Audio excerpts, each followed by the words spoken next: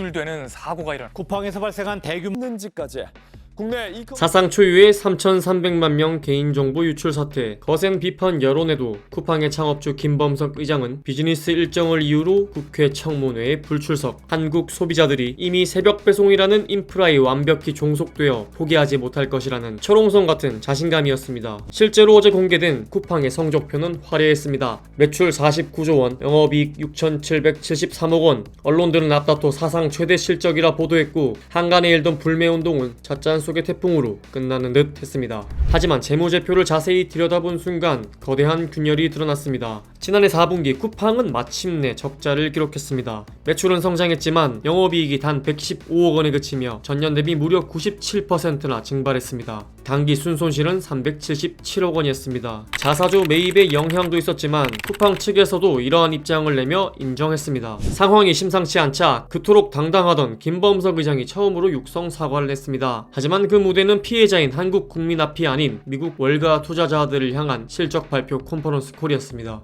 그것도 영어로 말이죠. Let me start with our customers. First, I want to apologize again for the concern and inconvenience this has caused. Everything we've built at Coupang has been driven by a single focus, wowing our customers.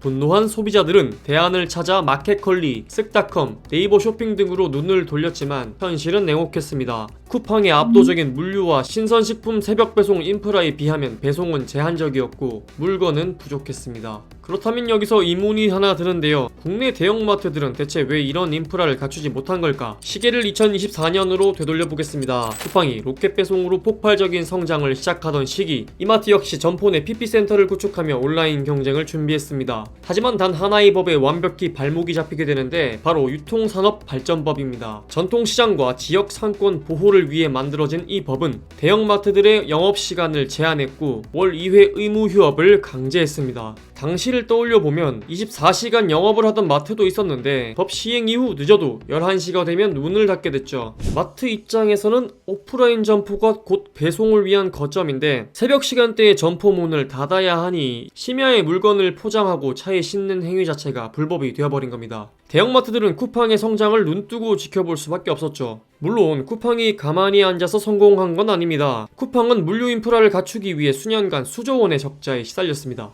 그럼에도 투자를 유치하며 끝까지 버틴 결과 지금의 지위를 갖출 수 있었던 거죠. 어쨌든 대형마트들이 뛰어들면 독점도 풀리고 건강한 경쟁의 혜택은 소비자에게 돌아올 테니 규제만 해결하면 될 텐데요. 정부가 대형마트 새벽 배송 허용 카드를 꺼내 들었습니다. 하지만 곧바로 전통시장 상인들의 반발에 부딪힙니다. 아니 새벽에 신선식품이 집 앞까지 오면 소비자가 시장에 올 이유가 없지 않나요? 상인들의 반발이라 정치권에서 눈치를 보지 않을 수 없겠죠. 아니나 다를까 새벽 배송에서 신선식품을 제외하는 방안에 대해 논의가 이루어졌다는 언론 보도가 나옵니다. 전국 이마트 노동조합 등 유통업계에서는 반쪽짜리 새벽 배송이라며 반발했습니다. 재고관리가 까다로운 신선식품 판로 확보를 위해 뛰어들려는 것인데 이게 빠지면 비용 대비 효과가 나오지 않을 테니 말이죠. 다음날 중소벤처기업부는 외부에 보고한 사실이 없고 아직 논의 중이라며 황급히 진화에 나서기도 했습니다만 새벽 배송을 둘러싼 갈등에 따라 정치권의 고민은 더 깊어질 전망이죠. 상황을 요약하면 이렇습니다. 실망한 소비자들은 쿠팡에 지갑을 닫으며 확실한 경고를 보냈고 대형마트는 언제든 링 위에 오를 준비를 마쳤습니다. 남은 건 정치권의 결단뿐이죠.